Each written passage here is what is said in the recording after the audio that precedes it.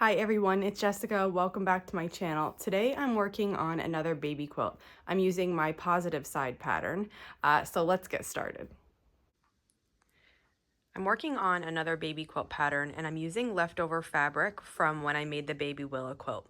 This fabric is called Precious Petites and it's super cute. So this is how the blocks get laid out. It's 3 by 3 of these plus blocks, and then it gets sashing, and then a little plus will go here. This is my Positive Side pattern. I'll link to that below. That pattern has two sizes, the regular size, which uses the layer cake, and that one's a really satisfying mate because you use almost all of the layer cake. And then the baby, which just uses, leftover 10-inch squares, or you can work from whatever you have. I had leftover fat quarters and I cut my pieces that I needed from that. So now that I have the blocks made, I'm going to plan out my sashing to go in between. Very often for my quilts, I don't lay them out, I just let it be random. But for this quilt, I usually do plan them out. So I lay out the blocks how I want, and then right here I have the pieces for the pluses. And like I said, they're gonna go in between and then also on the edge. So I'm going to plan out where the colors that I have of the plus pieces go and just lay them out here now. I went ahead and did that, and now I'm going to make, there's sashing units that go here in between the blocks that get a piece from each plus, and then there's a sashing strip that goes in the middle that's going to get the rest of the pieces. So I'm going to start putting them together now. So even though it's tight here on my cutting mat to get this quilt, I put it next to me. And I'm just going to grab the pieces that I need to make each sashing unit. And then what I'm going to do is I'll assemble, one row at a time. And that way I keep everything nice and together. Now, if you had a design wall, you could do it there, or you could do it on the floor. If I was making the bigger size, I would do this on the floor. But since it's the baby size, I just squeezed it right next to me. And it's just gonna help me keep track of everything. So now that I have that one made, I'm just going to take my block and just sew it right onto it. So yesterday when I shared about the strawberry video and, to just keep going through your quilting mistakes, you'll learn from it, you'll get better, and all of that. One part I wanted to mention and I just forgot is I don't only mean mistakes like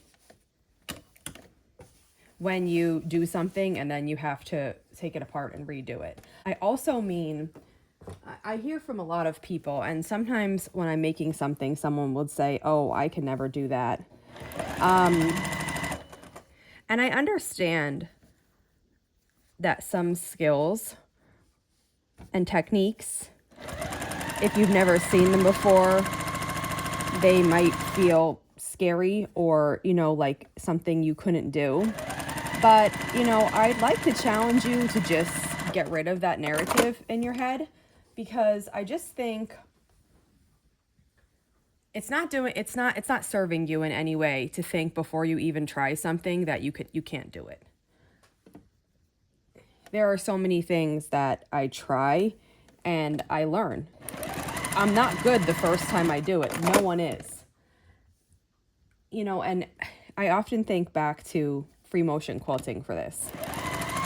When you start free motion quilting, it's so different from anything that you've done before if you've never done it.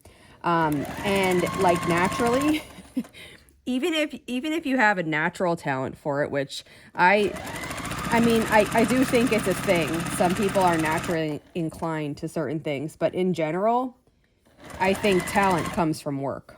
And when someone says to me, like, you're so lucky, you're good at that, I'm not lucky. I've just practiced. I'm not good at it because I'm lucky or because I was born this way. I'm good at it because even when I was horrible, I kept going. So that's what I think about free motion quilting in that way. Like, I'm not good at it at all. But you get good at it by practicing. And the part that is uncomfortable is being bad. So when I start any new technique and I'm bad at it, it's uncomfortable because you're like, oh, I just worked on this and it's horrible. The trick is, I find, to just let yourself be bad.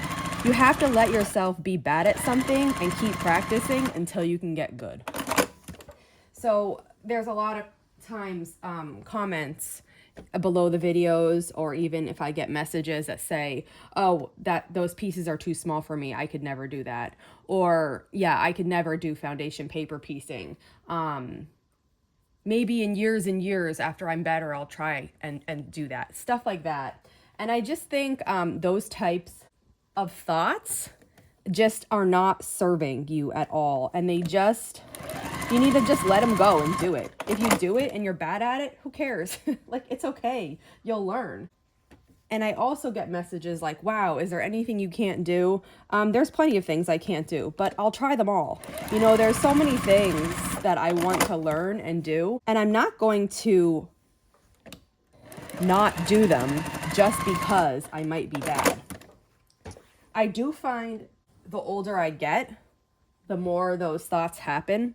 You know, when I first started quilting, I thought nothing of writing a pattern.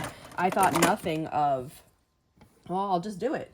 And I sometimes find myself, well, I like this pattern, but maybe other people won't like it, so maybe, you know, it's just not worth writing it up. And I catch myself and I say, stop doing that. You're not writing patterns for other people. You're writing patterns because that's what you like to do. So I just want to encourage you, if that's what you think, if you think, oh, I could never do that, stop thinking that and just do it. Just do it. Worst comes to worst, you're bad at it. It doesn't turn out the way you like.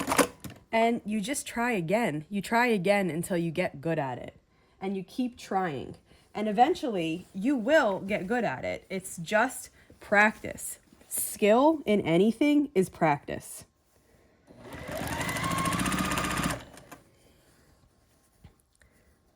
So when you seeing me making things, I don't want you to think, oh, she's so lucky she can do that. I want you to think, if she can do it, I can do it too. You absolutely can. You have to give yourself the grace to just try things without putting pressure on yourself to be good the first couple times you do it.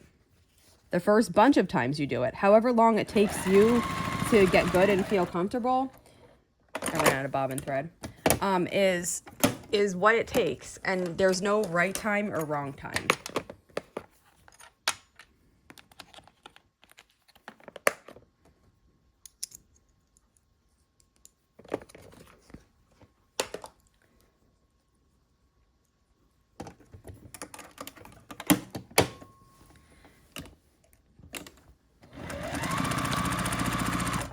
Okay, so I'm going to keep putting this baby quilt together. This goes really quickly. These pieces, it's a beginner-friendly pattern. There's just squares and rectangles in this one. And like I said, the larger size uses a layer cake in a very satisfying way. So it's a really quick one to get together, and the baby even more so. I'm just going to keep doing the sashing and then sewing the rows together, and I'll show you what it looks like soon. Here's a little preview of it. So this will come together with the sashing from the row below it, and this will make a small plus. So I have the center of the top together, and I'm working on the borders. So you can see how these came together to form these mini pluses, and the borders do that too. So here we have part of a plus right there. And once I have this border, which I have pieced, I just need to sew it on, it's going to become the rest of that plus.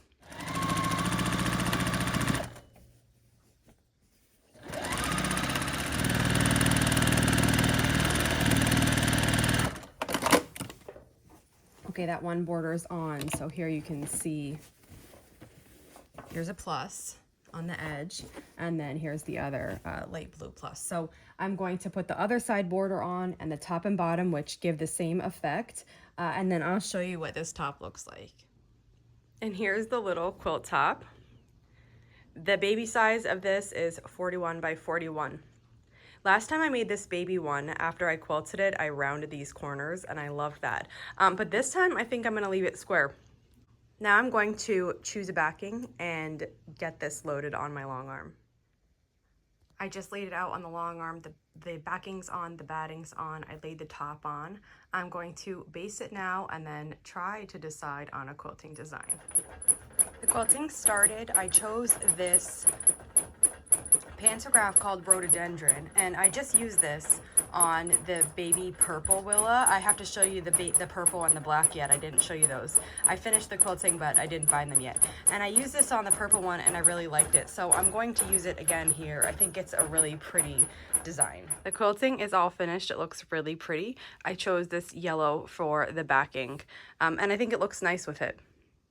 I'm going to stop for today, but when I come back next, I will choose the binding and then finish this quilt up. That's it for today. If you have any questions on this video, just let me know, and if not, I'll see you back here soon. Thanks for following along.